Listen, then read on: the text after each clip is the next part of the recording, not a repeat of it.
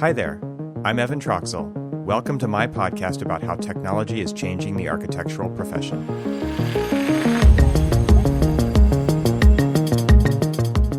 Welcome back to the show. My name is Evan Troxel.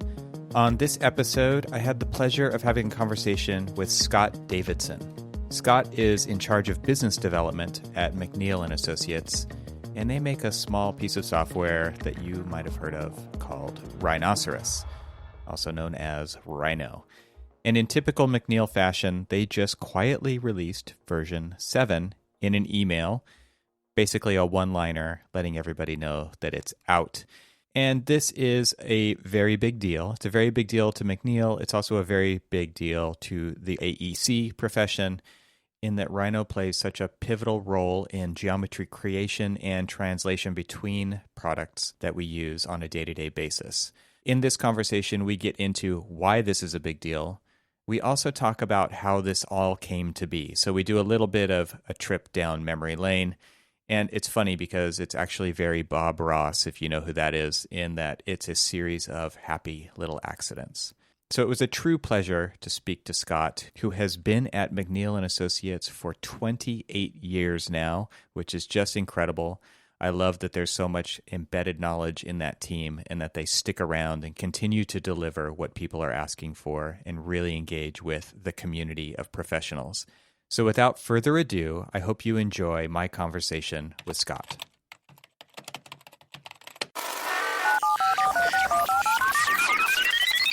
Scott Davidson, welcome to the podcast. It's great to have you here. Yeah, thanks. Thank you for having me. And for those of you out there who don't know who Scott is, which is doubtful, I think the audience of this podcast probably does know about one of the most important pieces of software in the AEC industry. And you know, this show is all about how technology is changing the profession of architecture. We do talk a lot about the other E's and C's out there on this show as well, but that's where you're stationed right now, and maybe you could give a little bit of a backstory on McNeel, on Rhino, and where you've come from. Yeah, well, thanks. Rhino is you know, I guess you could call it a happy accident, really. Yeah. You know, oddly enough, you know, we were AutoCAD dealers. I don't know. I've worked for McNeel for 28 years, and so it's been a while. Yeah. But we were AutoCAD dealers and developers, and we started to work on a NURBS modeler, a NURBS engine, actually in AutoCAD. That's where Rhino started. And you know, it was hard in those days, much harder than it is today, but hard in those days to get 3D in AutoCAD. Oh yeah. Now there wasn't much of it. Yeah, I mean, you had kind of 3D faces. The 3D face command. I mean, that's right. Well, and you know, how do you get NURBS in there and all the tools and things like that? So as we were hooking that up, we developed a little test harness, just a little Windows app, had 4 viewports, something we could pick in and spin around. And what we were doing was using that as a quicker way to actually prototype commands. And so, you know, how do these commands work? And one of the things that's really key to how we work is, you know, customers need to be involved. They need to test stuff before it's done. They need to, you know, really help us along with what's important. It's been kind of part of what we do forever. So we had this little test harness, this little Windows app.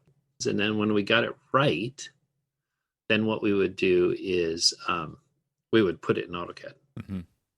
And we were kind of going along, and all of a sudden we realized that while everybody was using the test app, the little harness, they didn't really care if it got into AutoCAD. Like everybody started concentrating on the test harness because they were doing some work, you know, and they were actually working in those. And we thought, wow, I wonder if we have something here, you know, like what would happen if we actually made the test harness an application. Wow. And Rhino was born. What a cool story.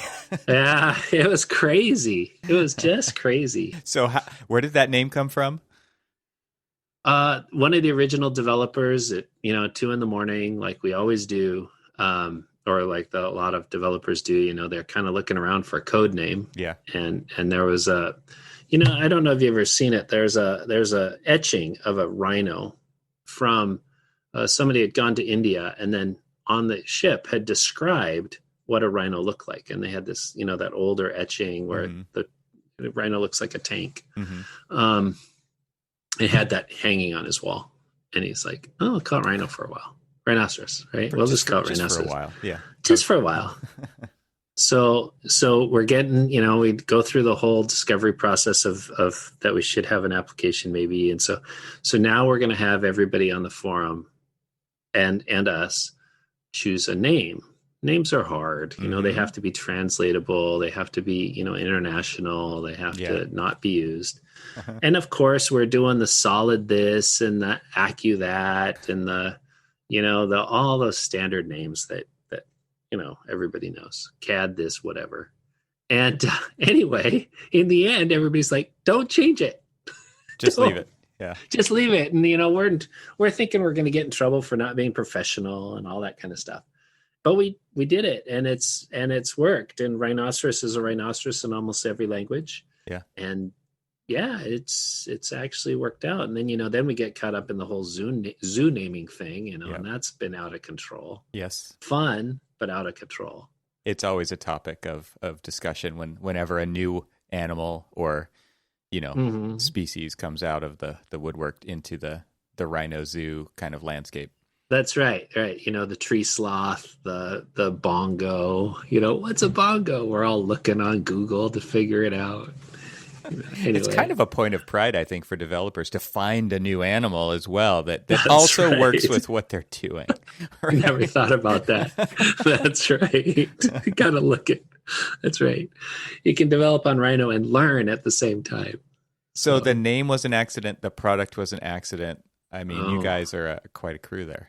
Yeah, the whole thing is an accident. I'm telling you. It's like an episode of Gilligan's Island or something. Well, we'll get into it a little bit later, I'm sure. But it's one of the things I cannot.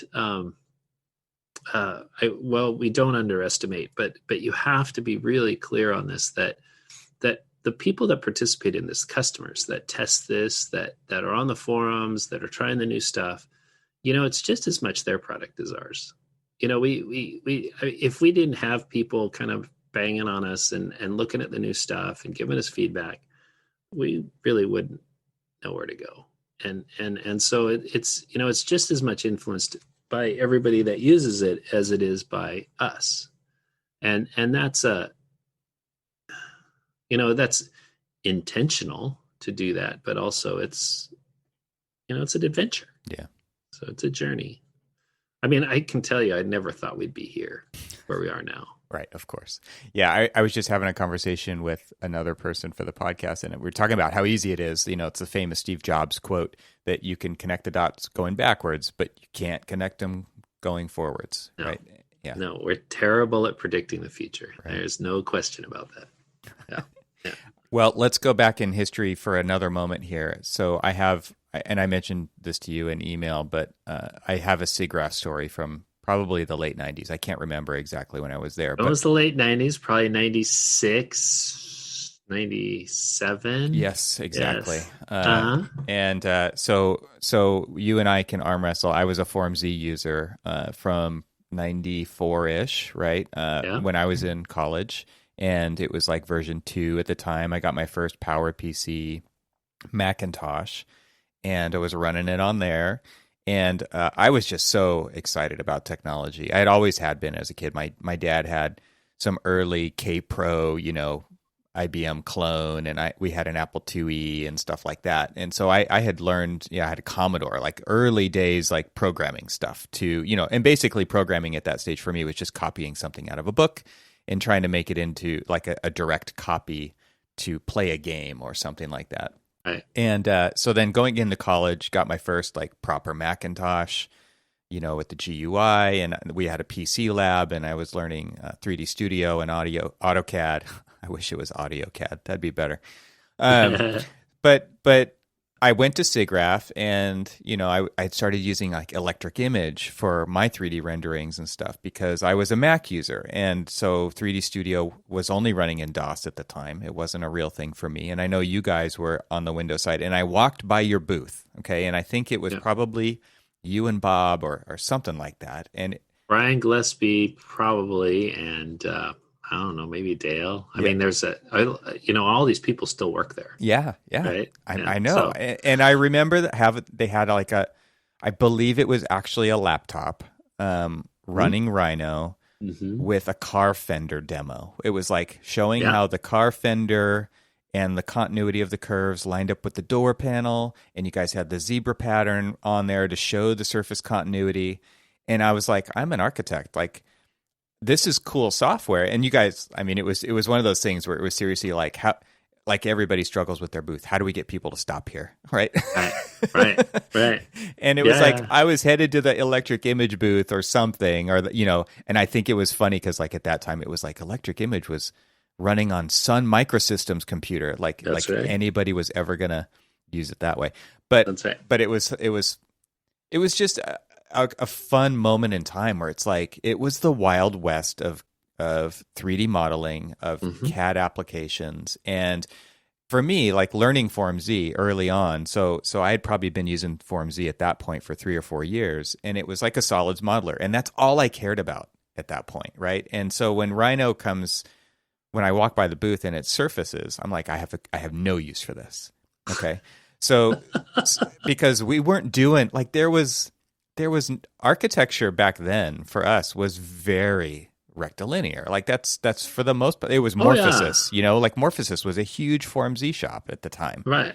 And that's what we were all looking at. And so now it is completely the opposite, right? Like now it's just Rhino in AEC is absolutely everywhere, and Form Z is nowhere, even though it is still a thing. It totally is. And I met Chris, and I know David who runs it now, and it's just interesting to kind of see how times change, and you can never be assured of anything. But what a crazy history you guys have had to where you are now with like your background. You're showing up. You're talking about Rhino.Inside, right? Like, who saw that? It was yet again that was a surprise to us. But just to kind of back that up, because it's the funny part about that car fender demo, which is one of the very first ones we did.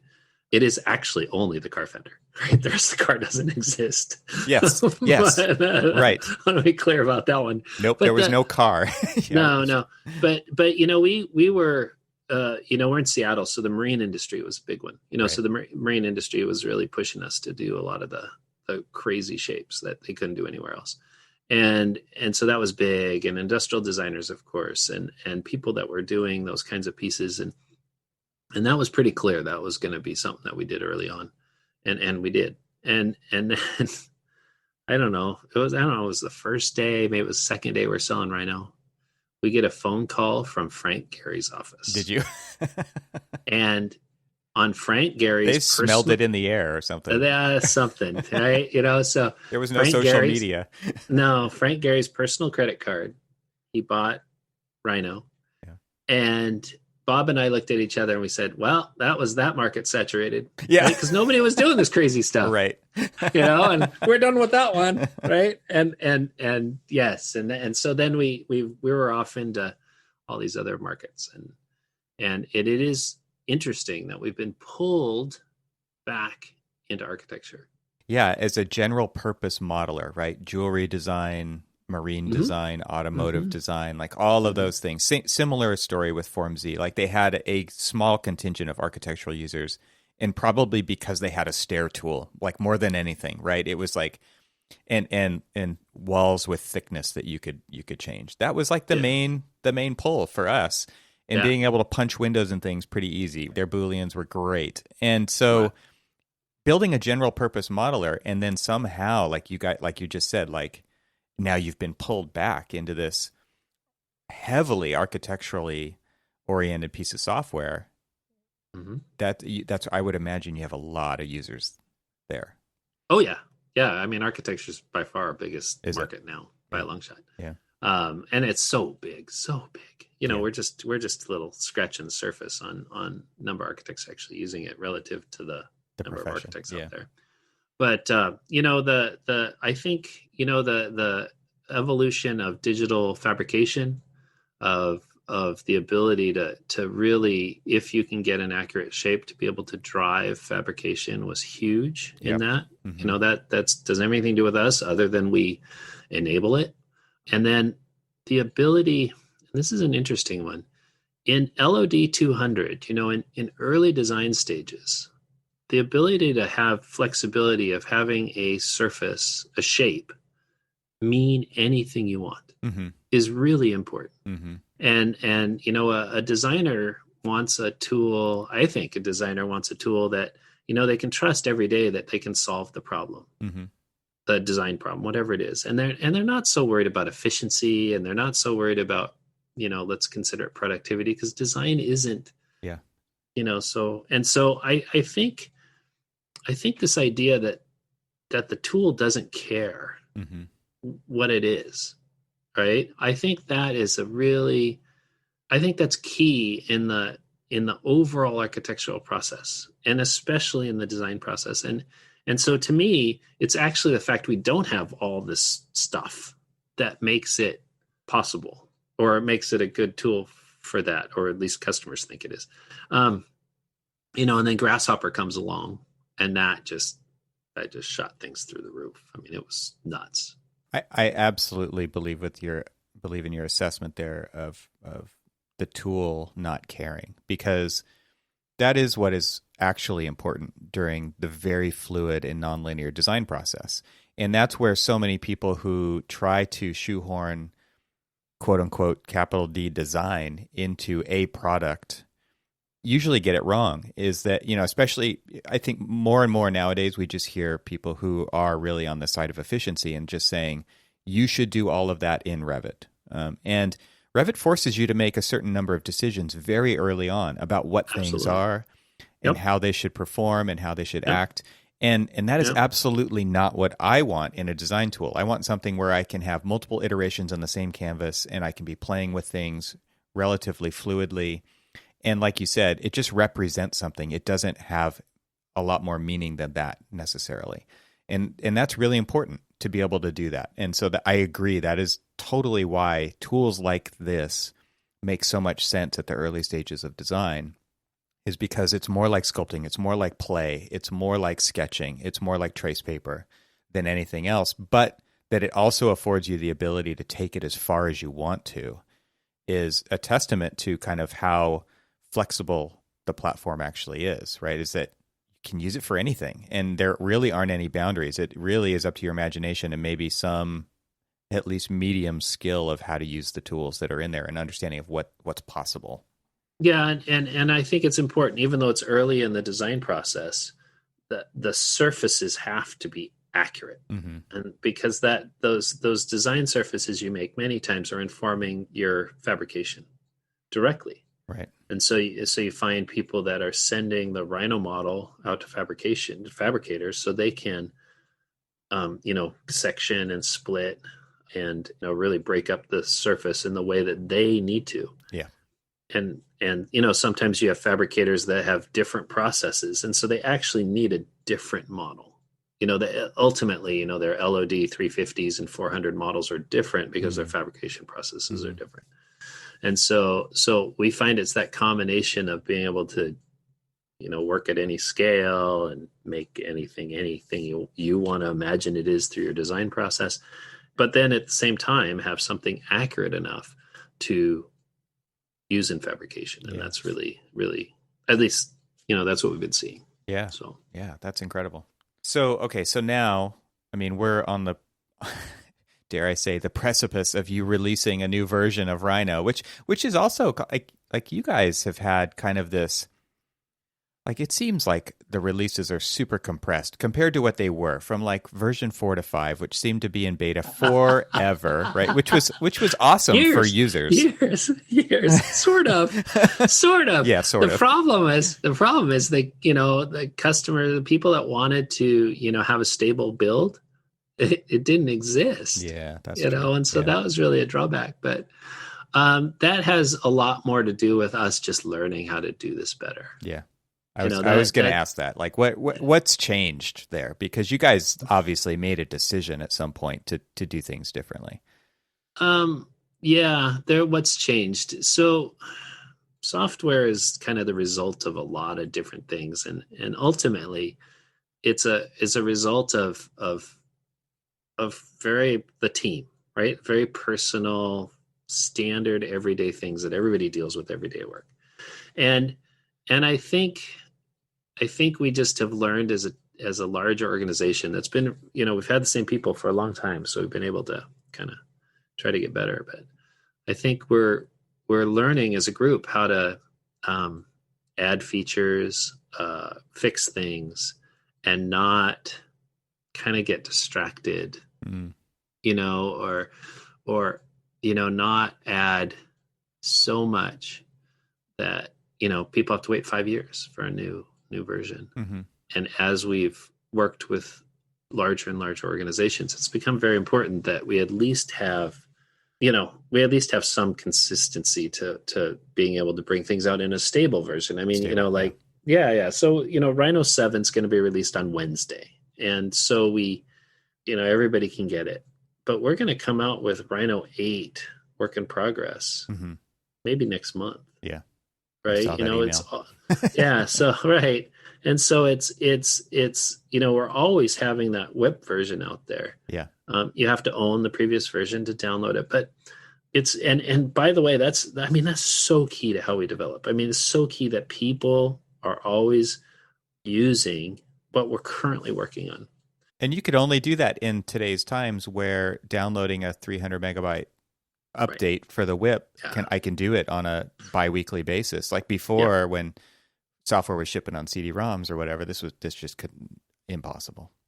I believe, I'm not exactly sure. I believe we did have work in progresses early on for the beta on CDs. Wow.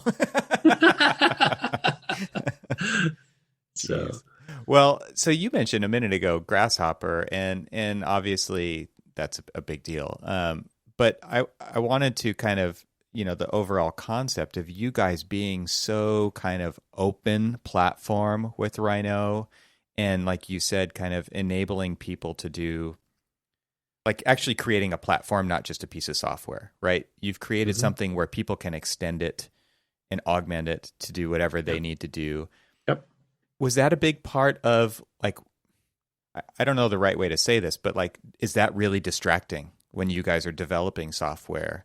Because there's so much outside input and ideas and asks by other people to open up certain pieces to do certain things. Is that a distraction, or is that, I mean, obviously it's a core piece of who Rhino, the company, is and what the software can do, but it's no, I mean, the answer is, it takes a very specific way of making decisions when you're putting the product together. And it is at the core of what everybody does. For instance, if they need, Rhino itself is actually mostly developed on its own public SDKs. So we develop the features on the SDK that everybody else has access to. And so many times, learning to, if this is really hard for an internal developer to do, then, they know that the proper way to do that is to actually expose more public SDK. So it makes it easier for them to develop, standard Rhino features. And in that way, it's actually not super difficult, that it's not as distracting. I can tell you what the advantage is, though. There's so many plugins, for jewelry and for marine and for, civil and, things that we have no idea about. And right. I mean, we don't have that expertise. You don't have the bandwidth to keep up with and there's definitely that. And so, so all these people, so and it does take a lot of time and effort to support all those developers, but it's well worth it. I don't think we wouldn't be where we are without having all the developers participate and selling product and selling plugins on top of Rhino. Yeah. And it's, yet again, it's kind of intentional, but an accident at the same time. So how early on did you guys identify that a community was a key feature for the success of your platform, your company? Because it seems to me like it's like, this is like the core feature. Like you guys are renowned for your forum. I mean, it's the communication that happens on there is like very few other pieces of software, for instance. Getting people involved is really important. That was really important from the day one. But then they were coming into our office and we were talking to them. Right? The door's open. Door's open, yeah. And I mean, and Bob, this is all Bob in this case, but getting the software out really fast and getting it in front of people and finding people that are willing to do it. There's a lot of people that was surprising to us. A lot of people that are just willing to experiment. Yeah. So it's very core. Part of it, I mean, you could look at it as part of it is including people. You can also look at it as efficiency. We really try to do what is useful, not necessarily, what is cool or flashy. And so having people testing it in actual production or in a safe production environment that they have, it's really key to actually making sure, for instance, we don't get distracted on things that are not as useful. And that's really hard. I mean, if you sat down and design a piece of software, it's very, very difficult to not, get distracted. Yeah. I really like VR, and so we're going to put a big VR piece in here, and it's hard to get that right with every decision. In fact, I'd say it's impossible because, we can't connect the dots in the future. It goes right to that same thing. Right. Okay. So we touched on the word grasshopper a couple times. You want to tell that story about how that came to become a piece of the Rhino family? So at that point in time, we had Rhinoscript, and Rhinoscript was a VB script interface. It was really popular. We kind of saw a lot of architects using it. It had manuals and it had pieces, but it was still code. You still had to type code. And, I hate to say it, but architects can't spell worth a darn. I know this. So, yes. and I have to tell you, code doesn't like that. So we're trying to think of something, and David Rutan, Grasshopper is 1,000% David Rutan's deal and his vision, and he's continues to be the person that really holds that true. He was experimenting with other interfaces and other ideas and other ways that maybe you could make code more accessible, and Grasshopper was born out of that. People seem to like it.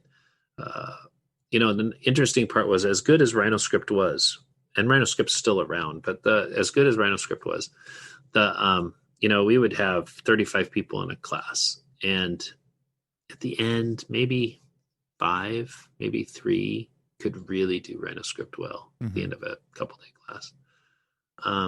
What's interesting is I can do a Grasshopper class in a day, and out of 35 people, 32 of them get it, right? They can use it, maybe in a very basic way, but they can use it. And so that really hit on a nerve that moved forward. And then just as important is, there was a plugin interface and people could develop on top of it, right. and all these great plugins that, again, we're no expert in all this stuff, but that was really key to now piling in so many design tools that you can mix and match.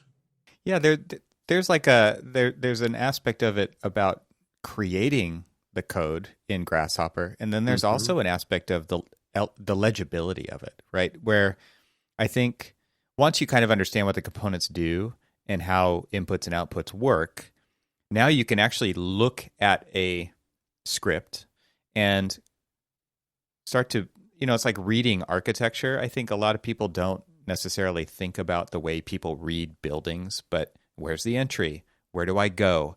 How do I process myself through this space? What is the space for? How is the lighting? And it's similar in this kind of thing. I'm trying to draw a connection here in my mind, but like as you kind of visually survey the code of a Grasshopper script, and you're looking at what the nodes do and what they're plugged into, you can start to figure out what it does. And I bet that just makes a huge that's a big deal, because when you look at lines of code on a screen as a contrasting kind of thing, it's like it all looks the same to me, right? Like I could see a lot of people saying that. Yeah. So I'm sure that the legibility of it plays a huge part in that as well. Yeah, and we've seen that people put their Grasshopper scripts up on the wall. Yeah.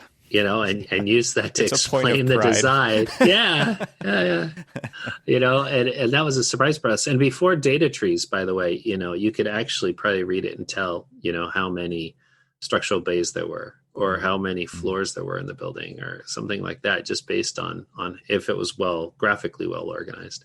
And, we're all designers. So we're graphic in nature. We use diagrams and sketches, and this is just one more piece of that. I wonder if there's a correlation between like what people's scripts look like versus what their desks look like. Well, I'm sure that's the case. Some people are really organized, and they put things into neat little bins, and they cluster things and collapse them. And then there's other people where it's just like it's just spaghetti. It is the spaghetti. It's just right, the spaghetti. Yeah. And again, it was super surprising. People would do a whole stadium in Grasshopper, and these things would be gigantic. Yeah, and we're looking at it like you're not supposed to be able to do that with this. Right. But they were happy, so we were good. But and that again, that's part of that pulling us back into architecture, kind of pulling us out of marine. I mean, we're still in marine and jewelry and industrial design, but kind of pulling us back into that the architecture scheme, and it's been years. This is all a really slow process, relative. Well, you guys have basically, because of your initial ideas about community involvement and making open tools and enabling people to do this, you've really enabled a whole generation of tool makers, which I think is super interesting in the 3D and CAD world, where it's always been kind of product driven. Like you buy the product, it does a certain thing, right? For the most part, a lot of them are designed around that. Especially nowadays in the, there's an app for that kind of mentality. When you're talking about different pieces of hardware that can do different things, like iPads and iPhones and Android devices and stuff, where it is very purpose built as far as an app is concerned. You guys are still on a completely different trajectory than that. You're actually enabling people via your platform to become tool builders. And I think that there's a really interesting thread there, because I think, as an architect myself, there is a certain satisfaction that comes from building a tool that lots of people in my firm are going to use over and over and over again, so that we don't have to, go out and buy that tool. Number one, it does it exactly how we want it. Number two, and people can reuse it, and we do gain some efficiency out of it. Number three, there's not very many tools out there that you can say that that's something you can do with. Yeah, and I believe that designers need to have control of their tools, and sometimes that means writing your own, and even if they're just little scripts to assist you. And because every design's different, many times those tools need to be a little different too. And with modern development, with .NET and the ability for programs to garbage collect automatically and things like that, it's become really accessible. It doesn't take a computer scientist to have to do this anymore like it did in the C++ days. And so I think it's really important. I had the dean from the AA one time tell me it said everybody coming out, every student graduating from our school needs to be a programmer too. Wow. And that was years back. Yeah, that's what the wow was for. It's like, I'm sure that's not a current statement. That's an older statement, so it's probably ahead of its time.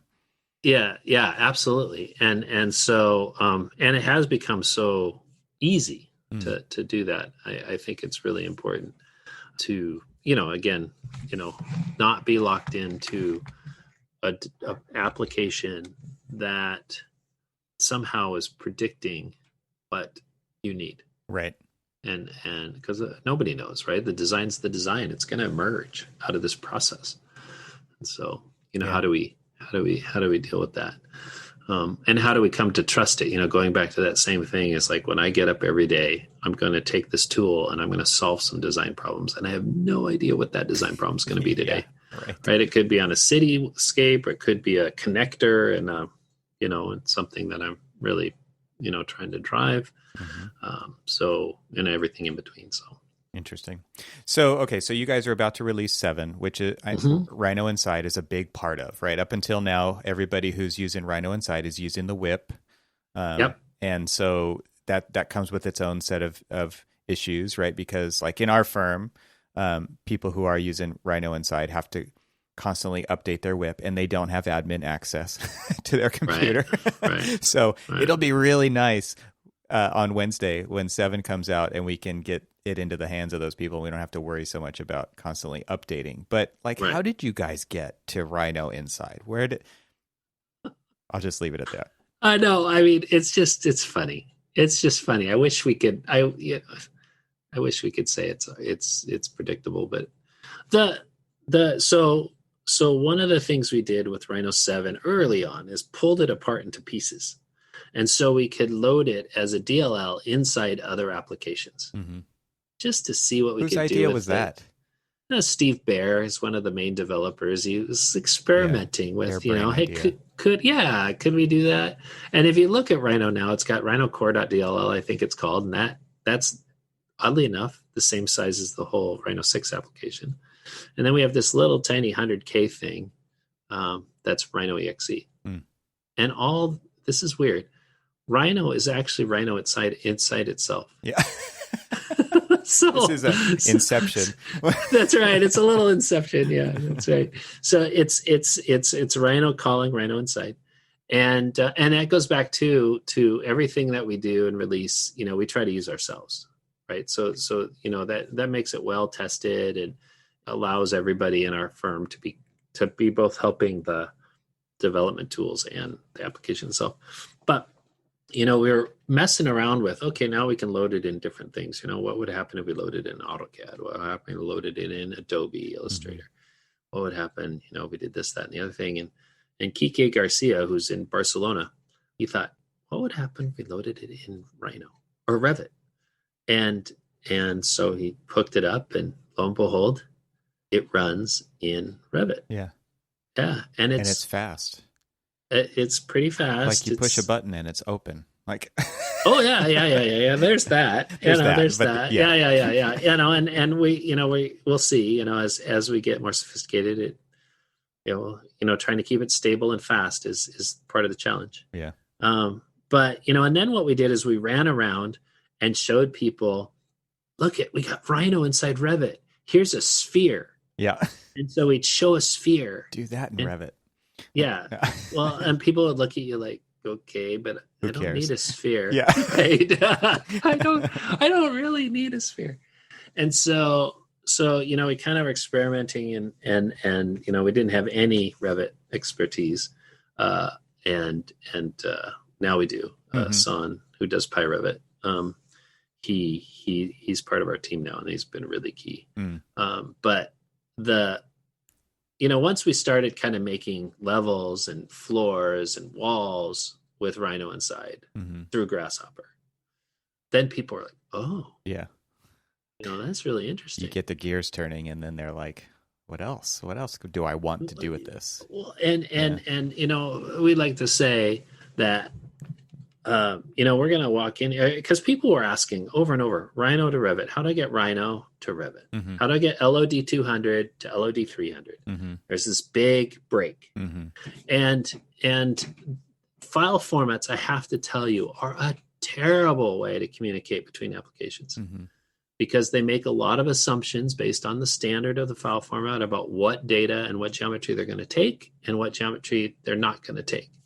And even in the best conditions, it's just a very limited way to communicate between two applications. And before it was all we had, but now we can communicate in a lot of different ways. And for instance, integrating inside the same memory space as the other application. And now you have choice. So maybe, and it can change, or the phases of the project move along, what data you bring across and back, what geometry you're moving back and forth between the two the two parts of the same application. I guess the two interfaces of the same application is really technically what it is. With different mouse navigation, by the way. Yeah, I know. Well, I don't know who to blame for that. Well, I don't know what so we're going to do about confusing. that. I get you. So far, nobody's complained about that too much. So we're pretty good. But yeah, I get left it. brain, right brain. That's right. But the two applications are different that way. So so maybe that's good. You really know where you are. It really now takes you where they're all in the same place. And so you can use Rhino for what Rhino's good for. You can use Revit for what Revit's good for. And you can actually go back and forth. You can I usually like to say that Rhino is really an LOD 200 design product and an LOD 400 fabrication product. That's really where it lives. And Revit is an excellent, BIM tool. It has great drawings. People can do drawings quite quickly in it. And so how do we get those integrated so you can actually fluidly move from your design model to your documentation model to your to your fabrication model? And sometimes that means, for instance, taking geometry out of Revit into the Rhino interface and moving on. Or sometimes that means, there's so many different things, and it's not predictable. Yeah. We've been saying that, while we're going to answer a bunch of your questions about Rhino.Inside Revit, we're going to cause about 100 more questions about workflow. What is the workflow and what is the best? And nobody knows. Yeah. We're all experimenting. Yeah, and then you throw Dynamo into the mix, which I hope you guys replace someday. But it just adds more question marks to that equation. Yeah, and currently, I think there's a lot of differences between Dynamo and Grasshopper, for instance. But the big one, I think, is that Grasshopper has Rhino behind it, so it has really advanced geometry capabilities, and that is, so if you have to need something with design and geometry and things like that. Seems like it's working. Yeah. We've never had this much excitement about a product, by the way. Rhino.Inside Revit is... Well, this has been the topic du jour for the last 10 years at Autodesk University, right? Like, it's just interoperability is... I could see the excitement here because you guys have just like taken the bull by the horns and said, you know what, we're going to do it. Because there's been so many attempts and I don't want to say failures, but it's because it's all process to get to where we are now. It's all process. But I think there's probably a lot of relief mixed up with that excitement that you guys are the ones doing it. Well, I think I don't think there's a lot of CAD companies that are crazy enough to integrate their CAD application inside another one. I mean, that's just nuts. Yeah. Yeah, you guys took an entire platform and made it a plugin, right? Like that's, right, exactly. Yeah. Right. And Rhino's always tried to be a complement to applications, never really tried to be kind of like you use just Rhino and nothing else. Yeah. And so it's really worked well. It's been surprising. I've learned a lot about Revit, and it's amazing how much I use them. I use both interfaces at the same, kind of like within the same process, right? And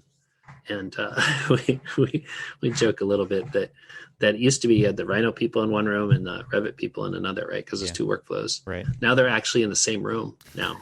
Actually talking about one workflow. Yeah. Unfortunately, I can't get them to not sit on both sides of the table, right? So there's Rhino people on this side of the table. Anyway. Someday.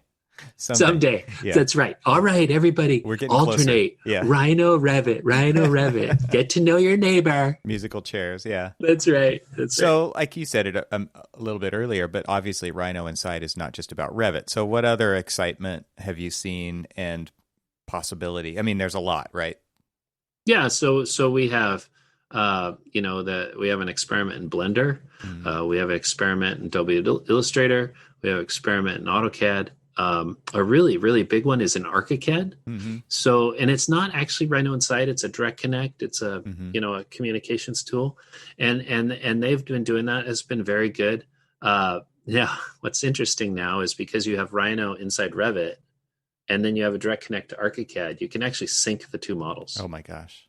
Right? Because now the BIM information, not only geometry, right, but BIM information can pass back and forth real time. It is crazy. You don't have to use IFC to communicate between them if you don't want, right? You can wire up with Grasshopper how the information in this application shows up as in this other application. It's like mapping a database to it. Yeah. And using Grasshopper to do that. Yeah. And then a Tekla, there's a Tekla direct connection, which has been, we've been watching bridges, reinforced concrete, those kinds of things, all driven by Grasshopper. Yeah. Wow. And so, it's exploded for us. And then the last piece that's interesting is we have a web application framework that is Rhino.Inside sitting behind a REST API. So now you can use Rhino common commands just by making HTTP requests across the web. And you guys are also doing Rhino Compute, right? That's compute. Okay, right. that is so compute. That's compute. So that's compute amazing. is And so the possibilities have been mind-boggling. And it's, we're experimenting. All of this stuff is under development. All this stuff is an experiment. We're trying to see, what people like and what people find useful, and continue to push those. And then things that people don't find useful, we'll just, we kind of drop. So, okay. So that's a perfect segue. If you're willing to go down that, is like, obviously not every experiment is a hit. What are some things that you thought maybe had some promise, if you could take us down, like that just didn't go anywhere? Scanning to solids is been it's not that it hasn't, never say never yet, right? Yeah, just put right asterisk in there. Yeah. Right. But, scan points to meshes, to NURBS, which Rhino 7's got a lot of tools to help with that.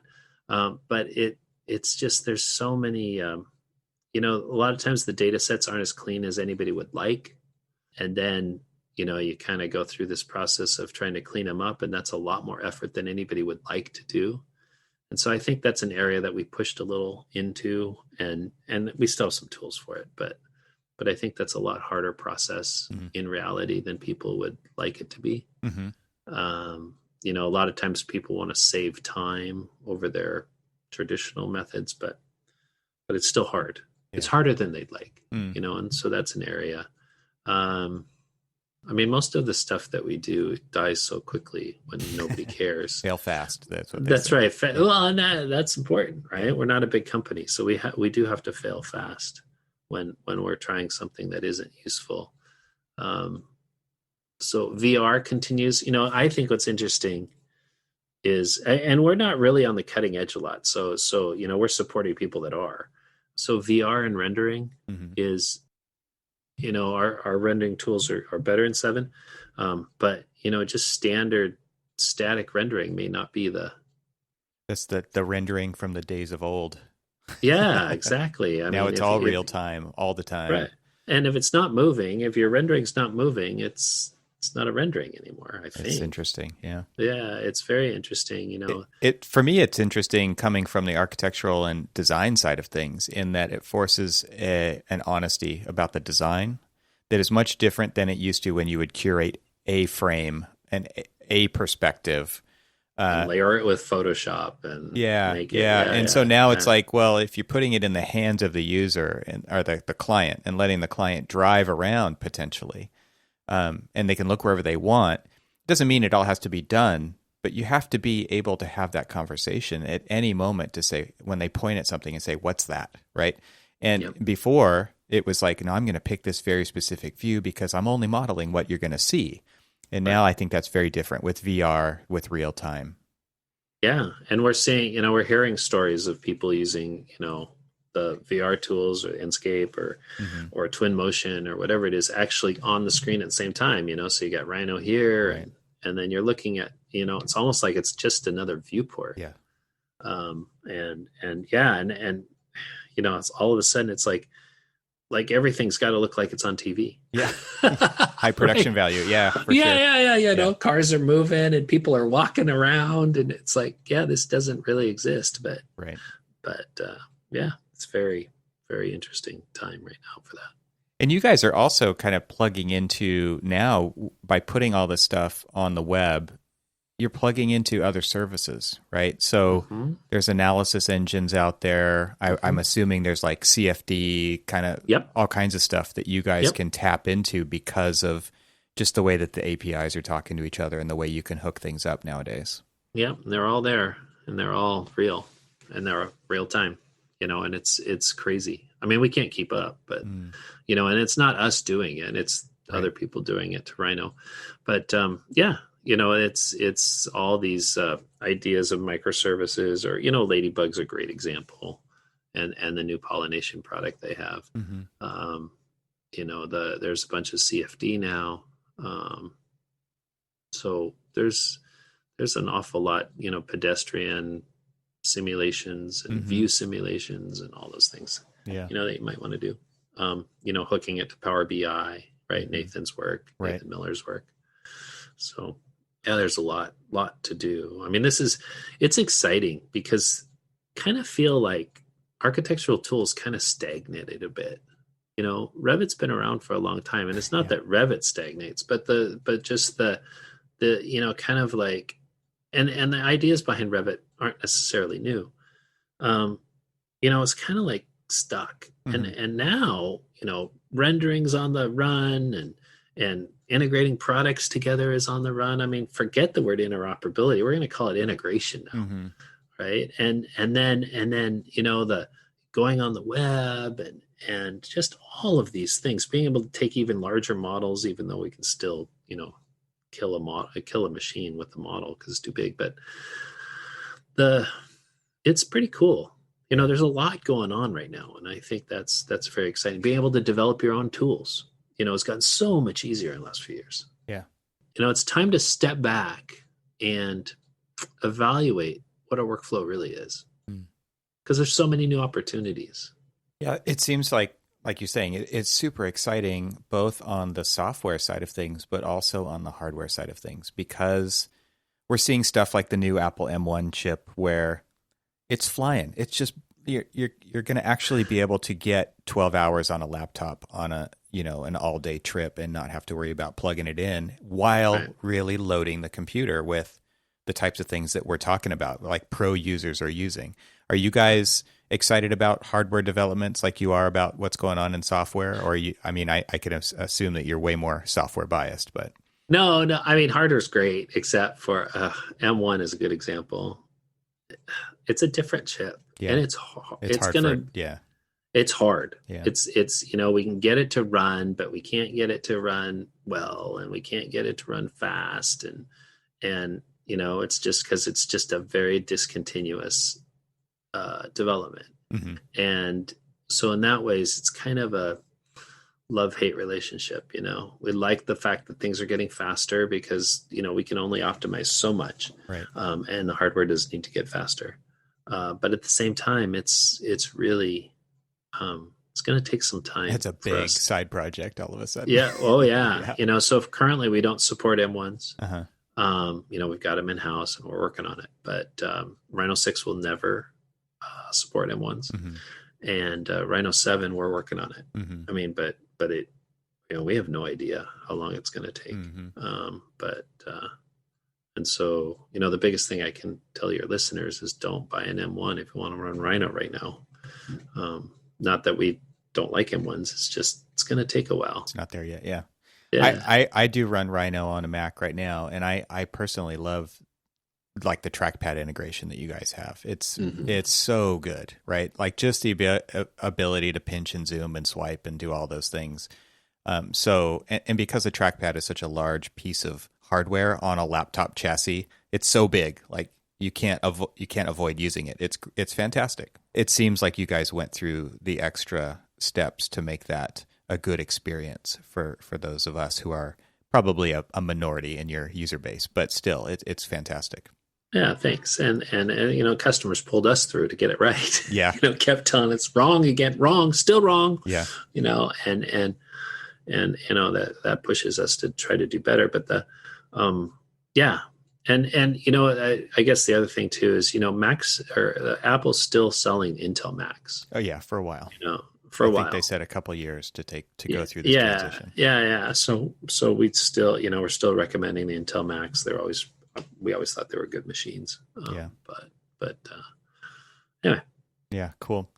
Well, I'm excited about where you guys are headed, and I'm really excited about version 7 coming out on Wednesday. I mean, I'm sure you guys are too, and then you guys are jumping right into 8, which is amazing. So, yeah, there's a lot of great stuff on the horizon for McNeel and Associates here. Thank you. It's been super exciting for us. I mean, it's really fired us up. People have been there for a long time, are just like running around, just excited about what they're working on, and just realizing, the kind of feedback we're getting has been unbelievable. And so that's been really exciting for everybody. Well, thank you for making a tool that people love using. You talked a minute ago about that stagnation, and honestly, if it's a slog to go work in a piece of software every day, that's probably a big reason why there was that stagnation. So by you guys engaging with the community and just making something so open, and there's so much communication around it. And, I've had Andrew Heumann on the show and Nathan Miller and, people who are obviously huge advocates for what you guys are doing. And with the products that they build on a daily basis today, still, Grasshopper being direct, you can translate a script right into Hypar. And Nate is doing amazing stuff with semantic and pushing Rhino geometry into Revit. That was Conveyor actually, but there's so many great tools that revolve around this kind of ecosystem that you guys have developed. It's a pleasure to talk to you about it. It's been really fun. Thanks. So before we take off, I just want to give you the opportunity to provide, where can people find out more? How can they get on your newsletter to be updated when the announcements go out?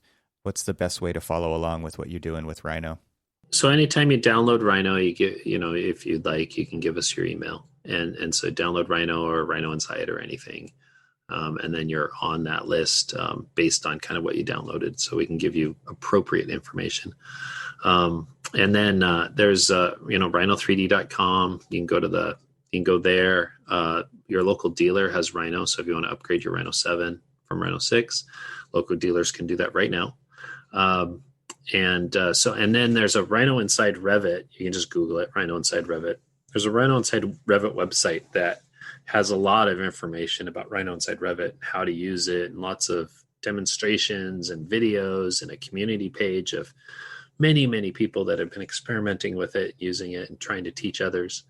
And I would highly recommend going there. You can download the application. Rhino.Inside Revit it's you buy Rhino 7 and you have Revit, and that's all you need, or that's all you buy.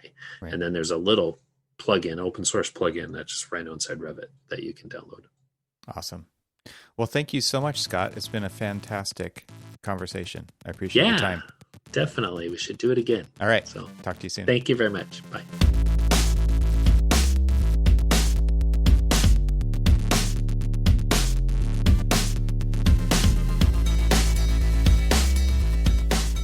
Thanks for hanging out with us today. This show is part of the Gable Media Podcast Network. You can see all the shows at gablemedia.com. That's GABLMEDIA.com. You can help support what I'm doing here by leaving a 5-star review on Apple Podcasts to help get the word out, and of course, share it with your friends.